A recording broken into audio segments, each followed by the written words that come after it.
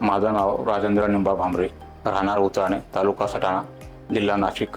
मी मालेगावला डॉक्टरकडे गेलो होतो आणि माझं पहिलं ऑपरेशन शिर्डीला झालं 2015मध्ये. नंतर ऑपरेट करताना मालेगावच्या डॉक्टरांनी सांगितलं की ऑपरेशन दुसऱ्यांदा करावं लागेल.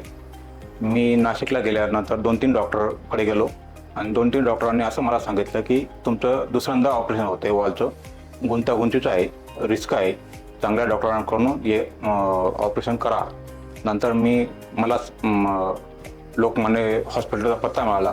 तिथं गेल्यावर डॉक्टर नितीन ठाकरे सर यांनी मला सांगितलं की ऑपरेशन थोडं रिस्की आहे, पण आम्ही ते सक्सेस करू.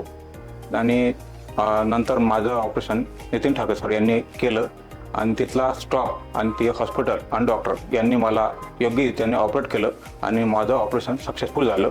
आणि मला ऑपरेशन झाल्यानंतर 2 महिने झाले आणि मी 2 महिन्यानंतर त्यांना 2-3दा फॉलोअप केलं सरांना. योग्यरीत्याने इथं सहकार्य मिळालं. मी इतर पेशंटनाही सांगू इच्छितो की तुमचं बायपासचं ऑपरेशन जावं किंवा वालचं ऑपरेशन राहिल्यास किंवा एंजिओप्लास्टिक राहिल्यास इथं चांगलं ऑपरेशन होतं, इथं सहकार्य चांगलं मिळतं आणि नितीन ठाकरे सर योग्य रीतीने हे ऑपरेशन सक्सेस करतात आणि सगळ्याच पेशंटांना मला सांगायचं इथं आवर्जून भेट द्या.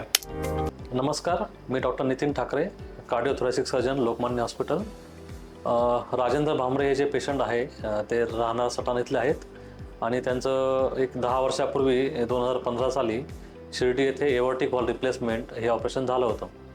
तर त्यांना ऑपरेशननंतर एक 8 ते 9 वर्ष काही त्रास नव्हता, पण गेल्या 2 ते 6 महिन्यापासून त्यांना दम लागणे, छातीमध्ये धडधड होणे, जीव घाबरणे अशा गोष्टी होत होत्या. तर त्यांचा मालेगावला कार्डिओलॉजिस्ट यांनी इको केला असता त्यात असं समजलं की त्या व्हॉल्ववर रक्ताची गाठ बनली आहे, ज्याला मी स्टक व्हॉल असं म्हणतो. आणि अशा पेशंटला आपण रिडो एवर्टिक वॉल रिप्लेसमेंट हे ऑपरेशन ॲडवाईज करतो.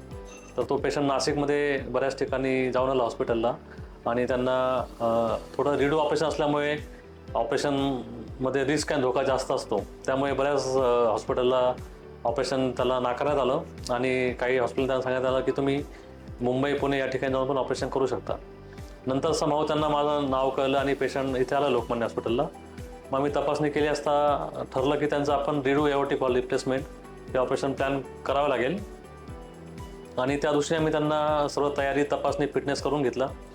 आणि थोडं हाय रिस्क ऑपरेशन असल्यामुळे आम्ही नातेवाईकांना पण तशी कल्पना दिली होती, पण ऑपरेशननंतर पेशंटचा रिस्पॉन्स आणि ICUमधली जी आहे प्रोसिजर ती अगदी सुरळीतपणे पार पडली आणि पेशंट नॉर्मली 2 दिवसामध्ये ICUमधून बाहेर शिफ्ट करून आम्ही त्याला 5व्या दिवशी डिस्चार्ज पण केलं. तर रिडो ऑपरेशन सारख्या जे आहेत ऑपरेशन ते नाशिकमध्ये जास्त ठिकाणी होत नाहीत आणि थोडं हाय रिस्क असल्यामुळे नातेवाईकांना आणि पेशंटला पण त्यामुळे थोडी भीती वाटत असते. पण मग अशा ऑपरेशन आम्ही लोकमान्य हॉस्पिटल या ठिकाणी व्यवस्थितरित्या पार पाडलं आणि आता पेशंट ऑपरेशननंतर ठणठणीतपणे बरा झाला आहेत आणि तो रेग्युलरली येत असतो फॉलोअपला. आज पण त्यांचा फॉलोअप आहे आणि ऑपरेशन होऊन आता 2 ते 3 महिने झाले आहेत आणि पेशंटचा त्रास पूर्णपणे कमी झालेला आहे. तर मी या व्हिडिओच्या माध्यमातून सांगू शकतो की अनेक प्रकारचे गुंतागुंतीचे ऑपरेशन असू द्या, रिडो सर्जरीज असू द्या, बेंटाल सर्जरी, एवर्टिक रूट रिप्लेसमेंट अशा ज्या आहेत कॉम्प्लिकेटेड सर्जरीज त्या आपण लोकमान्य हॉस्पिटलचे नियमितपणे करतो आणि त्यातलं जे स्टँडर्ड आहे आणि पोस्ट ऑफ केअर आहे आणि जो काही त्याला स्टाफ लागतो ती सर्व सुविधा आपल्याकडे उपलब्ध आहेत. तर नक्कीच पेशंट लोकांनी याचा विचार करावा आणि यातनं जे काही असे जे गरजू पेशंट आहेत त्यांनी नक्कीच लोकमान्य हॉस्पिटल येथे त्यासाठी संपर्क करावा. धन्यवाद.